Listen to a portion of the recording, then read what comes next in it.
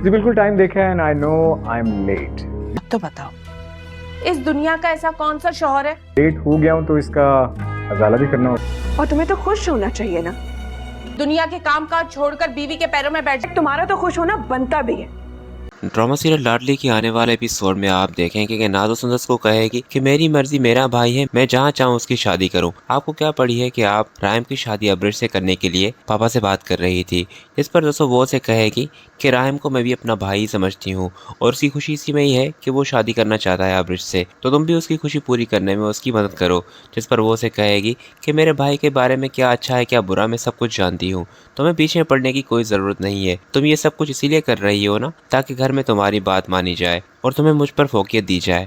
तो वो उसे कहेगी कि ऐसा कोई इरादा नहीं है मेरा, तुम खामखा में बात को कहीं और ही ले जाती हो। खैर तुमसे तो बहस करना ही फजूल है, तुम प्यार के नाम पर अपने भाइयों की ज़िंदगी ख़राब कर रही हो। पर मुझे तो अफसोस है उस दिन पर जिस दिन सारी असलियत सब भाई तुम्हारे जान जाएंगे। उस दिन ही तुम्हारा मान सारा टूट जाएगा जब तुम्हारे भाई तुम्हें बिल्कुल भी नहीं पूछेंगे। वो उसे कहेगी कि तुम मुझे डरा रही हो, ऐसा कभी नहीं होगा।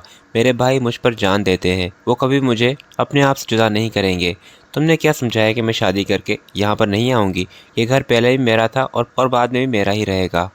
खैर जब ये दोनों बात कर रहे होंगे तो सामने जैसे ही तो मरियम सुंदस को कहेगी कि नाज़ो से बहस करने का कोई फायदा नहीं है, क्योंकि चाहे कुछ भी हो जाए घर वाले इसी की ही साइड लेंगे। तो यहाँ पर नाज़ो सुंदस को कहेगी कि सुन लिया आपने, ये तो मुझे अच्छी तरह से जानती हैं, शायद आप नहीं जानती, इसलिए ये सब कुछ कह रही थी। मुझसे उलझने की बिल्कुल भी कोशिश ना कीजिएगा, क्योंकि आपसे पहले मरियम भाभी मुझसे उलझ चुकी हैं। फिर इनके साथ क्या असर हुआ है यही जानती हैं। और फिर वो मरियम को मुखातिब होकर कहेगी कि आपने शायद इन्हें बताया नहीं है कि मुझसे उलझने पर आपको क्या कुछ नहीं सहना पड़ा।